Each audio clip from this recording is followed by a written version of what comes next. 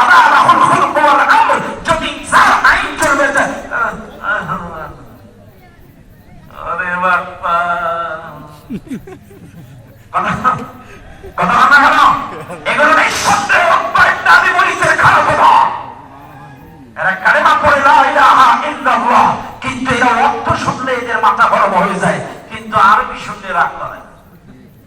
শয়তানের জুগিরি গোদাগার, কথা ঠিক না বেটি? কাজে মনে রাখবেন, নিফাকি মনের মধ্যে পোষণ করবেন না। মুখে ইমানদারের মুখেও যান, কথা বলেন অন্তরেও তাই। ইমানদার কখনো দুই রকম চরিত্রবানের মানুষ, দুই রকম চরিত্রের মানুষ হতে পারে না, কথা বলেন ঠিক না বেটি? ঠিক। অন্তরিয়া মানুষ আব্দুল্লাহ ইবনে উবাইকে ডাক দিয়ে বলে, বন্ধু আমি আসলে বেকায়দায় পড়ে কালেমাটা পড়ছি, মুখে মুখে আসলে অন্তরে আমার কালেমা নাই। আব্দুল্লাহ ইবনে উবাই বলছে, বুঝলাম তোমার অন্তরে কালেমা নাই, তার একটা পরীক্ষা দেওয়া লাগবে। কি পরীক্ষা দেওয়া লাগবে? আব্দুল্লাহ ইবনে উবাই বলছে, তুমি আমার সঙ্গে এই মুহূর্তে মুহাম্মাদের বাড়ি চলো। তুমি যদি আমার সামনে মুহাম্মাদকে থুতু মারতে পারো, নাউজুবিল্লাহ, যদি তুমি আমার সামনে মুহাম্মাদকে থুতু নিক্ষেপ করতে পারো, আমি বুঝবো তুমি মুখে মুখে পড়ছো, অন্তরে বড় নাই। আর যদি তুমি থুতু মারতে না পারো, আমি বুঝবো তুমি দুর্বল, মুহাম্মাদের প্রতি ঈমান এনেছো। পরীক্ষা যদি দিতে পারো, আমি বুঝবো তুমি ঈমান আনো নাই। ও নবী মুহিত বলে, আব্দুল্লাহ ইবনে উবাই এখনই যাব, তোমার সাথে পরীক্ষা দেব।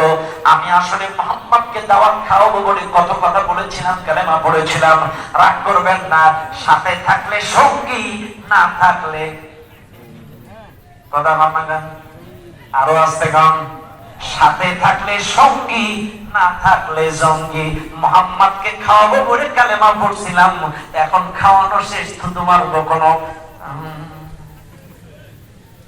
আজ আপনাদেরকেই বলছি, স্পষ্ট ভাষায় বলছি, বাংলাদেশের মুসলমানদেরকে বলছি, কে কোন দলের অনুসারী আমি জানি না, কিন্তু স্পষ্ট ভাষায় শুনে নেন, 16টা বছর ইসলামী আন্দোলনের আলেম ওলামার বিরোধিতা করার কারণে এই জাতি ওই জালেমদেরকে নিক্ষেপ করেছে ভারতের মাটিতে, তাড়িয়ে দিয়েছে বাংলার জমিন থেকে। কাজে আগামীতেও যদি কেউ ইসলাম বিরোধী, কোরআন বিরোধী, আলেম বিরোধী মনোভাব পোষণ করেন, আপনাদেরকে দেশের জনগণ আটলান্টিক মহাসাগর পার করে দেওয়ার পয়সা লাগবে না।